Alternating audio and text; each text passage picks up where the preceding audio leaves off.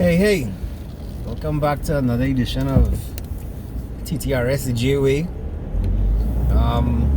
It's been a while since I put a video out, but I think it's imperative that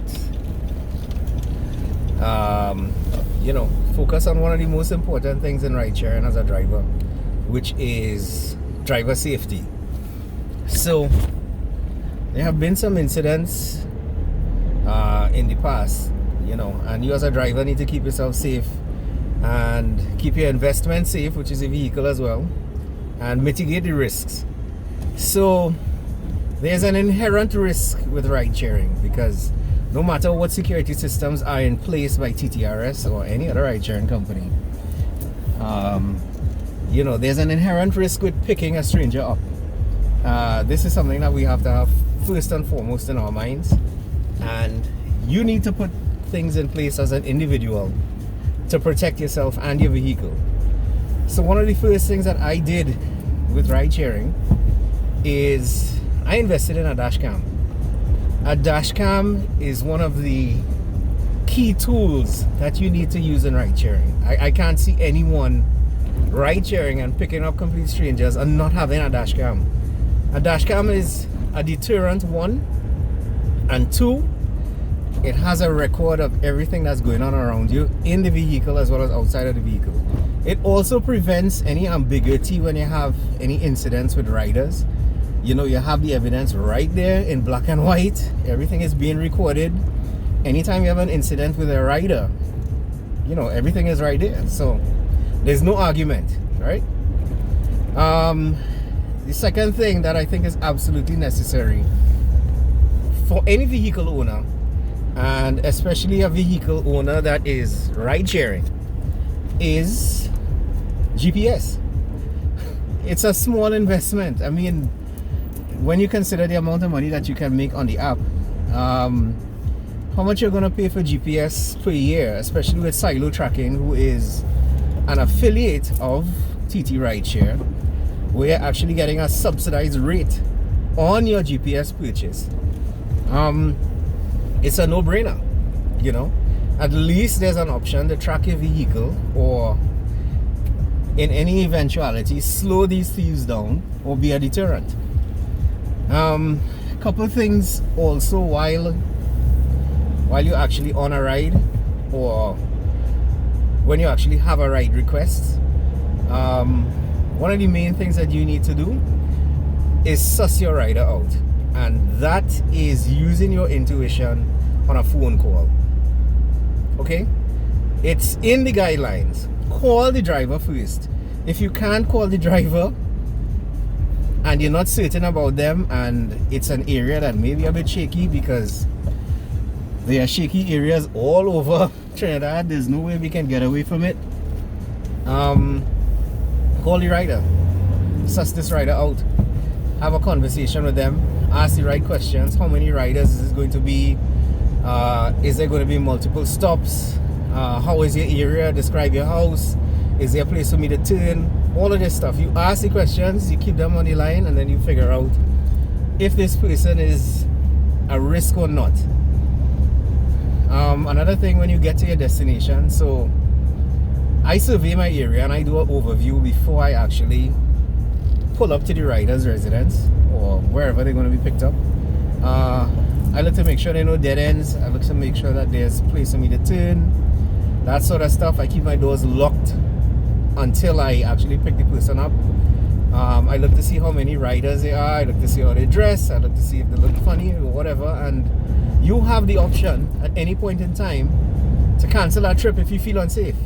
And you have the option of live chat support 24/7, where you can let them know, well, listen, this area is a bit shaky, this person is a bit shaky, and I'd like to report it. Please use the option of the chat support. That's what they're there for. You know what I mean? And there's someone there 24/7 at any point in time that you may feel unsafe. Also, we have the option of the SOS button, that little lifesaver icon on your dash. That is going to alert TTRS to let them know that something is wrong, They're going to try to get in contact with you. They're going to, you know, pay attention to your particular location, anything fishy, that sort of stuff. Please, at the end of the day, utilize these tools in order to make sure that you're safe ride sharing. So because let's face it, there are guys out there, while we're trying to make a dollar, there are guys out there who are trying to take that dollar from you. So you need to do what's in your best interest to make sure that you're safe. Another thing I want to stress on as well is the verification process. So the verification process is ongoing with TTRS, right? They verify people all the time. However, it's a pretty tedious procedure, and a lot of people are hesitant to finish their verification and that sort of thing. I, as a driver seeking my interest, at the end of the day, what I do is, if I do happen to take the chance and decide that I want to pick up an unverified rider, while I'm on a trip with this rider, one of the things that I say to them is, I may notice that, you know, your account isn't verified. I think it's in your best interest to have your account verified. While they're on a trip, you can literally message support while they're in the vehicle with you, and support is going to walk them through the verification process, right? Just, you know, let them know how simple it is. You just need to submit your pic, submit your ID, and get your account verified. Try to encourage them by telling them, well, look, because of the risk to drivers, some drivers may not pick you up because you're unverified. Okay, so it's in your best interest as a rider to verify your account, and it's in our best interest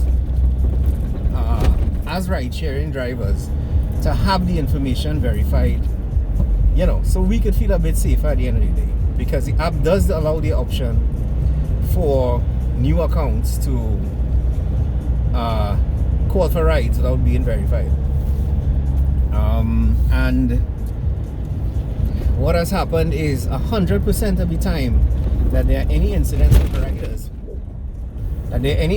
riders, all of these riders have been unverified, and it's bogus accounts that they would have tried to create on the very same day. Every single time that has been the case. So you also need to mitigate your risks. If you figure that, you know, it's a shady area, or, you know, you don't feel that safe picking up the rider because of the way they sound and that sort of thing, and they're unverified, you have the option to cancel, right? And when you cancel, you know, you message support and let them know, well, listen, I felt unsafe on this trip, taking this trip because it was an unverified rider, or, you know, or for whatever reason, the area that they were going into and that kind of thing, or they sounded a bit sus on the phone, stuff like that. You do have the option to cancel for those reasons. So recently there have been incidents in particular areas.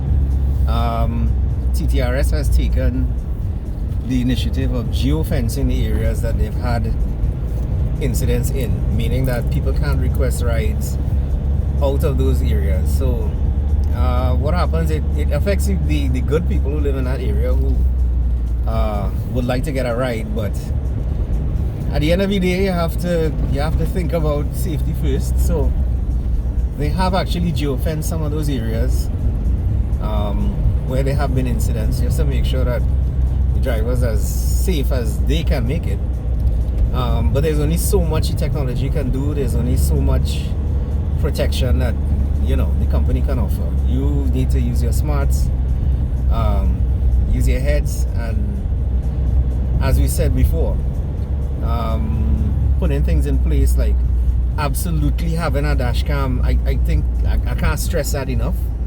And GPS in your vehicle. Those are two things that are going to save you a lot of headache, especially the dash cam when it comes to, you know, incidents with riders and that sort of thing. It really is a deterrent. I have never had a bad incident, and I've had thousands of rides ride sharing with Uber and also with TTRS. And one of the reasons, because I literally have a dash cam looking at you in your face. You know, you're gonna think twice about acting a fool if you know you're being watched. People usually don't do crap when they know they can't get away with it.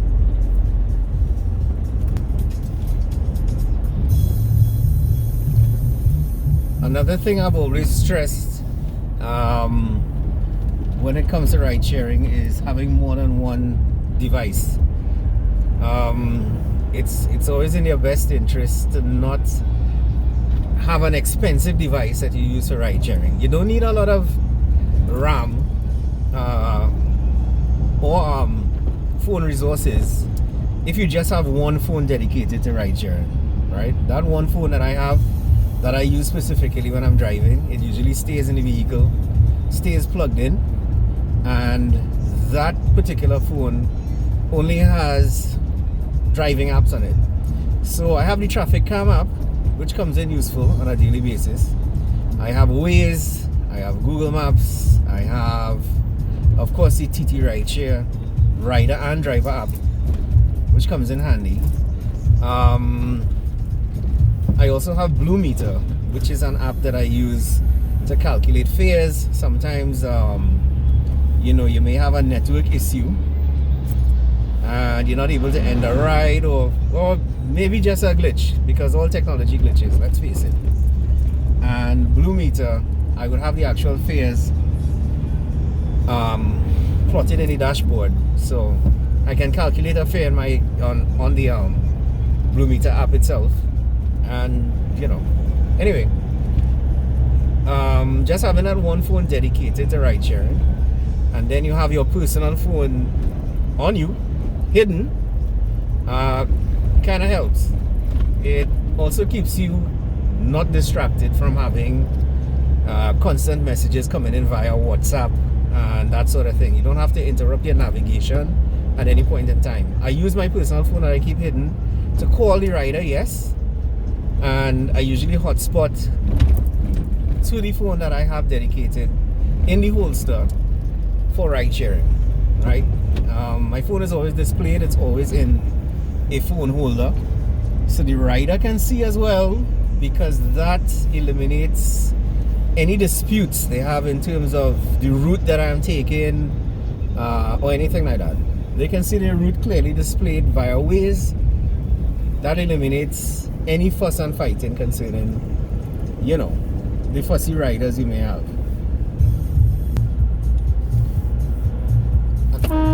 Another tip that I want to share is concerning how I operate when it comes to hotspots. So most of the time, a lot of drivers are scared to go into certain areas or certain hotspots because, of course, we know they're criminal elements. However, my experience with the hotspots, it may seem counterintuitive, but a lot of the times, these fellas in these hotspots are not trying to rob you where they live. Most of the time, they're protecting turf or protecting territory and that sort of thing. And they just want to be sure that whoever is driving into the area is not coming to shoot up the place or anything like that. Some of the areas that you're going to, it's literally best to put your windows down, let them see you.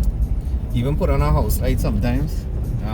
It may seem weird, it may feel like a goldfish in a glass bowl, but if they can see you and see that you're not a threat at the end of the day, they tend to not mess with you. However, you know, it doesn't always work out like that. There have been some guys that have been a bit more brazen these days in the hotspots, and they have been trying to rob you right in the area. But again, we need to be vigilant. We need to be aware of our surroundings, and we need to do what we need to do to be safe at the end of the day, because everybody wants to make money, yes, but everybody wants to come back home safe to their family. And I don't know, I hope these safety tips and tricks are going to help. You know, I think it's imperative that we try our best to make sure that everyone stays safe, rider and driver, you know. That's all for now. Hope everybody stays safe out there, safe driving, and end of another edition of TTRS Geofencing.